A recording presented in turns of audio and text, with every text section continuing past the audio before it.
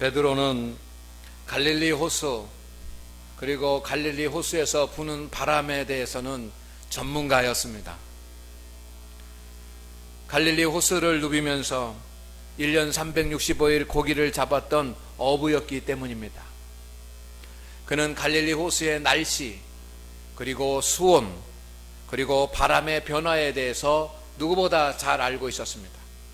그리고 예민했습니다. 그리고 그 모든 것을 극복할 수 있는 경험이 있는 그런 전문가였습니다. 그런데 오늘 말씀에 보니까 베드로와 예수님의 제자들은 바람 때문에 고전하면서 성경의 표현에 고난을 당하고 라고 되어 있습니다. 성경의 표현대로 고난을 당하는 그런 어려움을 겪고 있습니다. 오병이어 사건 이후에 우리 예수님과 예수님의 제자들은 게네사렛이라고 하는 곳으로 가기 위해서 배를 탔습니다.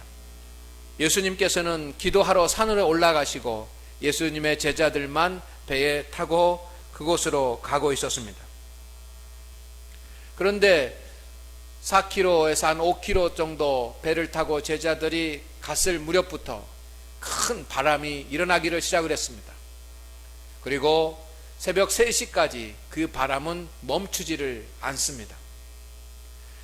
바다에 대해서 또 수온에 대해서 그리고 바람에 대해서 전문가였던 이 베드로와 예수님의 제자들은 그들이 전문적인 능력과 전문적인 지식이 있었음에도 불구하고 큰 어려움을 당했습니다. 고통을 당하고 있습니다. 아마 저녁 늦은 시간부터 시작을 해서 새벽 3시까지 계속되는 그런 고난이었습니다. 그들은 사투를 벌였습니다. 성도 여러분, 예수님의 제자들이 배를 건너가면서 어떤 생각을 했겠습니까? 예수님의 제자들 가운데는 고기를 잡던 그런 어부들이 있다는 사실을 여러분이 잘 알고 계십니다. 그렇기 때문에 베드로와 예수님의 제자들은 아무래도 안심이 되었을 것입니다. 적어도 우리가 배 길에 대해서는 전문가다. 그들은 자신이 있었을 것입니다. 그렇기 때문에 안심했을 것입니다. 자신이 있어서 안심했는데 큰 바람이 일어났습니다. 그들이 감당할 수 없는 그런 엄청난 바람이 일어났습니다. 그 바람은 파도를 만들었고 그 파도는 배를 흔들어 놓았습니다. 저도 배를 타고 나가본 적이 몇 번 있습니다. 아주 옛날에 우리나라 그 서해안에 배에서 오일이 침수되었을 때 방제 작업을 나간 적이 있습니다. 기족의 배를 타고 방제 작업을 나갔습니다. 동네 주민들하고 교인들 몇 분하고 배를 타고 이렇게 방제 작업을 나갔는데 갑자기 바람이 일어나기를 시작을 했습니다. 그리고 파도가 치기를 시작했습니다. 이 오천 앞바다가 잔잔한 바다인데 이 오천 앞바다가 큰 풍랑이 는 바다로 변해졌습니다. 저는 꼼짝도 할 수 없었습니다. 얼마나 큰 바람에 너울이 심하는지 배가 이렇게 그 파도에 내려가면 그 파도가 올라오면 이 배 위로 이렇게 물결이 올라서는 것입니다.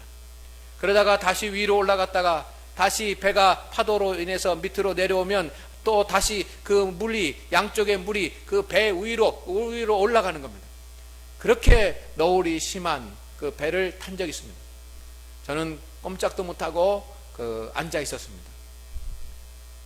아마 예수님의 제자들도 그런 상황이었을 것입니다.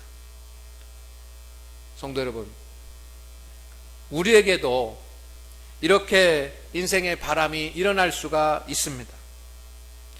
내가 자신하고 있었는데, 그리고 안심하고 있었는데, 그리고 평안했는데 갑자기 우리의 삶에 바람이 일어날 수 있습니다. 어떤 사람에게는 한 개인에게 바람이 불어올 수 있습니다. 요셉과 같은 사람이 대표적인 인물입니다. 아버지 밑에서 가족들과 함께 평안한 그런 삶을 살았습니다. 그런데 갑자기 대적자들이 생겨났습니다. 그 대적자들은 요셉에게 큰 바람을 일으켰습니다. 인생의 바람을 일으켰습니다. 그 대적자들은 형제들이었습니다. 형제들은 요셉을 깊은 웅덩이에 빠뜨렸습니다. 그런가 하면 형제들은 요셉을 노예 상인에게 팔아버렸습니다. 갑자기 채색 옷을 입고 생활하던 이 요셉에게 엄청난 인생의 바람이 불어온 것입니다. 그는 노예 생활을 합니다. 그리고 직장 상관에게 신임을 얻지 못해서 그는 감옥에 갇히게 됩니다. 이런 엄청난 인생의 바람이 불어왔습니다. 여러분, 우리 한 사람에게도 개인적으로 그렇게 갑자기 바람이 일어날 수가 있습니다. 그런가 하면 가정에 바람이 불어올 수도 있습니다. 개인적으로만 시련을 당하는 것이 아니라 한 가정이 바람으로 인하여 곤란을 당할 수 있습니다. 한 가정이 바람으로 인하여 풍랑이는 그런 바다를 항해하는 것처럼 어려울 수 있습니다. 욥이었습니다. 여러분, 욥은 갑자기 자녀들의 죽음을 겪어야만 했습니다. 얼마나 가슴 아프고 슬픈 일입니까? 그런가 하면 그 가정은 모든 물질을 잃어야만 했습니다. 얼마나 참담한 일입니까? 그리고 자신은 질병에 걸렸습니다. 피부병에 걸려서 어찌할 줄 모르는 그런 상황 가운데 있었습니다. 잘 살 줄 알았습니다. 언제까지나 평안할 줄 알았습니다. 언제까지나 이런 부귀와 영화가 이어질 줄로 생각했습니다. 안심했습니다. 앞으로 내게 바람이 불고 시련이 일어나도 우리 가정은 거뜬하다라고 그렇게 안심했습니다. 그런데 갑자기 바람이 불어온 것입니다. 우리의 가정에도 그런 바람이 불어올 수 있습니다. 여러분, 가정에게만 바람이 불어오는 것이 아니라 교회에도 바람이 불어올 수 있습니다. 고린도 교회는 정말 믿음의 교회였습니다. 그런데 그 교회에 시련의 바람이 불어왔습니다. 바람이 불어오니까 교회 성도들이 3분, 4분, 5분 부전하기를 시작했습니다. 나는 바울파요, 나는 베드로파요, 나는 아볼로파라고 교인들이 갈라지기를 시작을 했습니다. 우리 교회는 모든 성도들이 한 마음 한 뜻인 줄로 믿습니다. 여러분, 교인들이 갈라져 있다면 아볼로파, 또 베드로파, 또 누구파, 이렇게 교인들이 갈라져서 날마다 싸운다고 한다면 그 교회를 다니는 그 심정이 얼마나 힘들고 고통스럽겠습니까? 고린도 교회는 이단이 들어왔습니다. 여러분, 이단이 들어와서 성도들을 미혹하고 함께 예배를 드리고 기도하는 자 중에 이단의 세력들이 교회를 무너뜨리려고 그렇게 하고 있다고 한다면 여러분, 그 교회가 얼마나 어려움 가운데 빠지는 것입니까? 그 교회에 다닌다라고 하는 것 자체가 괴로움일 것입니다. 교회에 나가야지만 되는데 교회에 나가는 것이 즐거움이 아니라 괴로움이 될 것입니다. 그런가 하면 고린도 교회는 성도들 간에 싸움이 자주 일어났습니다. 성도들끼리 서로 소리를 지르고 성도들끼리 서로 말다툼을 하고 성도들끼리 서로 대적하고 성도들끼리 서로 적대했습니다. 그러니 얼마나 마음 아픈 일들이 교회 안에서 일어납니까? 여러분, 이렇게 한 개인에게 그리고 가정에게 그리고 교회에 하나님이 만드신 한 영혼, 하나님이 만드신 가정, 하나님이 만드신 교회에 바람이 불어올 수가 있습니다. 이 바람은 무엇입니까? 그 바람은 어떻게 보면 자연적인 현상일 수 있습니다. 갈릴리 호수에서 불어왔던 이 큰 바람은 여러분 어찌 된 것입니까? 이 바람이 어디서 생긴 것입니까? 이 바람은 자연적인 현상일 수 있습니다. 예수님의 제자들은 그 바람이 부는 그 타이밍에 그것을 지나갔을 수 있습니다. 그렇습니다. 어떻게 하면 우리의 삶 가운데는 개인이든 가정이든 교회이든 여러분 자연적인 그런 현상으로 바람이 불어올 수 있습니다. 그런가 하면 자연적인 현상이 아니라 사탄의 공격으로, 사탄이 주는 시련으로 바람이 불어올 수 있다는 사실을 우리가 알기를 원합니다. 오늘 본문 말씀 바로 앞은 오병이어의 사건입니다. 그래서 14장 1절부터 14장 13절부터는 오병이어의 큰 역사가 나타나 있습니다. 오병이어가 무엇입니까? 보리떡 5개와 물고기 2마리로 5,000명이 먹고 12광주리가 남는 기적의 사건입니다. 기적의 사건으로 끝나는 것이 아니라 예수 그리스도가 하나님의 아들이요, 예수 그리스도가 영광과 능력을 가지신 주님이라고 하는 것이 선포된 그 사건인 줄로 믿습니다.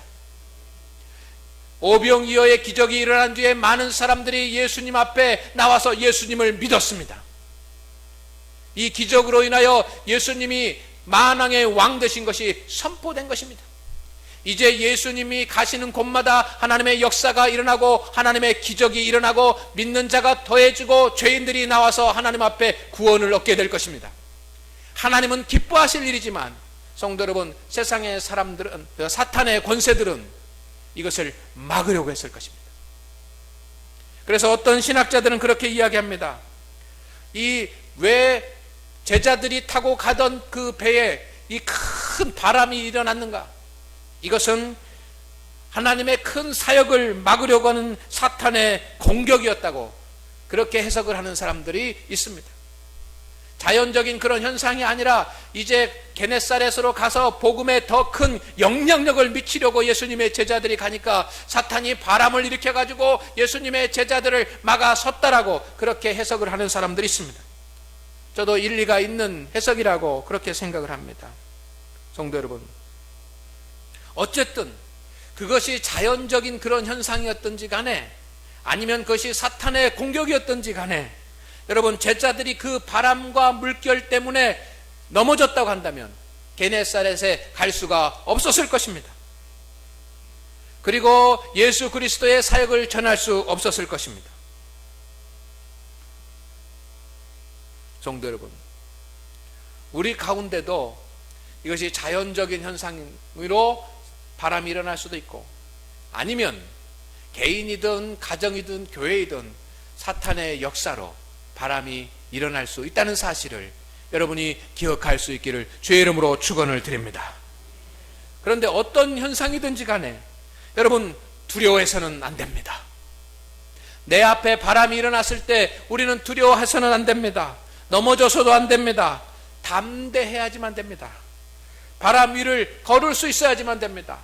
담대해야 지혜를 얻을 수 있고, 담대해야 소망을 얻을 수 있고, 담대해야 용기를 가질 수 있고, 담대해야 이 바다의 바람을 넘어설 수 있기 때문입니다.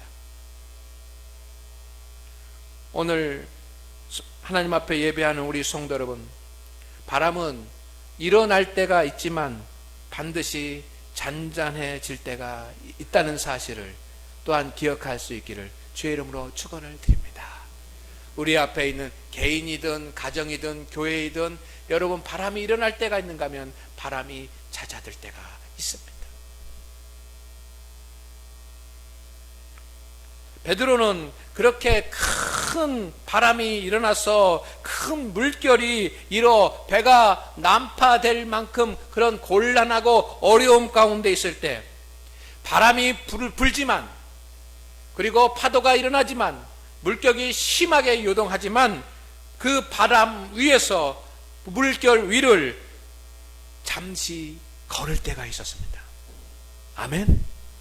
여러분, 오늘 본문 말씀을 보십시오. 그렇게 풍랑이 이는 그러한 바다 가운데서 베드로가 물결 위를, 물 위를, 바다 위를, 바람 위를 걸을 때가 있었습니다. 그것은 아주 잠시였습니다. 그렇지만 그 잠시의 순간이었지만 베드로는 밤새도록 이 바람 때문에 두려워하고 바람 때문에 어려움을 당했는데 잠시 그 바다 위를 걷는 그 순간은 바람은 문제되지 않았습니다. 물결도 문제되지 않았습니다. 왜냐하면 물 위를 걸었기 때문입니다. 아멘. 성도 여러분, 우리 성도들도 개인적인 일이든 가정의 일이든 교회의 일이든 바람이 불어올 때 물 위를 걷는 자가 될 수 있기를 주의 이름으로 축원을 드립니다. 그렇다고 한다면 그 순간은 바람도 문제가 되지 않고 물결도 문제가 되지 않는 것입니다. 파도도 문제가 되지 않는 것입니다. 어떻게 베드로가 그 순간, 바람이 있는 그 순간, 여러분, 바람이 멎어진 것이 아닙니다. 바람은 불고 있습니다. 파도가 멎어진 것이 아닙니다. 파도가 치고 있습니다. 물결이 잔잔해진 것이 아닙니다. 물결이 울렁거리고 있습니다. 그런 순간 어떻게 베드로가 그 물 위를 걷게 된 것입니까? 오늘 28절 말씀에 보니까 나를 명하사 물 위로 오라 하소서, 물 위를 걷게 하소서라고 되어 있습니다. 아멘. 28절 말씀을 우리 다 같이 한번 읽어보겠습니다. 시작. 베드로가 대답하여 이르되 주여 만일 주님이시여던 나를 명하사 물 위로 오라 하소서. 아멘. 베드로가 주님 앞에 간구합니다. 주님, 나에게 능력을 주셔서 이 바다 위를 걷게 하여 주시옵소서. 그렇게 기도하지 않았습니다. 우리는 만약에 물결이 있는 바다를 보고 예수님이 걸어오시는 것을 보았다면 우리는 어떻게 기도합니까? 하나님, 나에게 능력을 주셔서 이 파도치는 물결 위를 걷게 하여 주시옵소서 라고 대부분 기도할 것입니다. 그런데 오늘 말씀의 포인트는 뭐냐면 베드로는 주님, 나에게 능력을 주셔서 물 위를 걷게 하여 주시옵소서라고 기도하지 않았다라고 하는 것입니다. 여러분, 물 위를 걷는 것은 내가 가진 능력으로 말미암아 걷는 것이 아니라고 베드로는 알았기 때문입니다. 대신에 하나님 앞에 기도합니다. 뭐라고 기도합니까? 주여, 나를 명하사, 나에게 명령하사, 나에게 말씀하사 물 위로 오라 하소서. 주님께서 말씀하셔서 물 위로 오라 하시면 내가 걸을 수 있겠나이다. 성도 여러분, 이 말씀이 너무도 중요한 말씀입니다. 베드로는 오병이어의 기적을 보았습니다. 주님께서 말씀하시고 주님께서 말씀하신 대로 행했더니 물고기 2마리, 보리떡 5개가 5,000명을 먹이고 12강주리가 남는 기적을 그의 눈으로 직접 보았습니다. 그래서 그는 믿었습니다. 그에게는 믿음이 생겼습니다. 주님이 말씀하신 것을 믿으면 모든 것을 할 수 있다라고 하는 그런 믿음이 베드로에게 있는 것입니다. 그래서 주님, 나에게 능력을 주셔서 이 바다 위를 걷게 하소서 하고 능력을 구한 것이 아니라 주님, 말씀하시옵소서. 그러면 내가 걸을 수 있겠나이다. 그러니 주님, 나로 물 위로 오라고 말씀하여 주시옵소서. 29절에 주님이 말씀합니다. 오라, 오라, 오라. 주님이 말씀하실 때 베드로는 배에서 내려서 물 위를 걸어가게 된 줄로 믿습니다. 주님이 말씀하신 것을 믿고 주님이 말씀하신 것을 행할 때 그는 기적을 보았습니다. 오늘 하나님 앞에 예배하는 우리 성도 여러분, 하나님의 능력, 하나님의 기적은 어느 때에 나타납니까? 베드로가 어떻게 물 위를 걸었습니까? 예수님의 말씀을 믿었기 때문입니다. 예수님의 말씀을 믿었기 때문에 물 위를 걸을 수 있었던 것입니다. 그런데 물 위를 걷는 시간이 짧았습니다. 조금 가다가 물속에 빠지고 말았습니다. 너무도 안타까운 일입니다. 몇 발자국 걷다가 물에 빠지고 말았습니다. 왜 그렇습니까? 30절 말씀해 보니까 바람을 보고 무서워 빠져가는지라. 여러분, 지금 베드로는 예수님도 바라보고 있지만 동시에 무엇도 바라보고 있습니까? 바람도 바라보고 있는 겁니다. 예수님의 말씀을 믿고 물 위를 걸어가고 있지만, 예수님을 바라보고 있지만 동시에 무엇도 바라보고 있습니까? 바람도 바라보는. 베드로의 눈에는 눈앞에 계신 예수님도 보이지만 누구도 보입니까? 바람도 보이는 겁니다. 이것이 우리의 모습이 아니겠습니까? 여러분, 저는 여러분들이 얼마나 열심히 믿음의 길을 가려고 하는지 알고 있습니다. 여러분이 하나님을 향한 사랑이 얼마나 큰지 알고 있습니다. 여러분은 주님을 주목하여 하나님의 말씀대로 믿고 살아가려고 하고 있습니다. 아멘. 그렇게 하시는 분만 아멘 하시기를 바랍니다. 그런데 또 하나의 사실은 뭐냐면, 우리 장안교회 성도들은 분명히 예수님을 바라보고 말씀을 믿고 그렇게 살려고 하고 있지만, 또 하나의 사실은 뭐냐면, 그럼에도 불구하고 바람도 쳐다보고 바람도 바라보고 있다는 것입니다.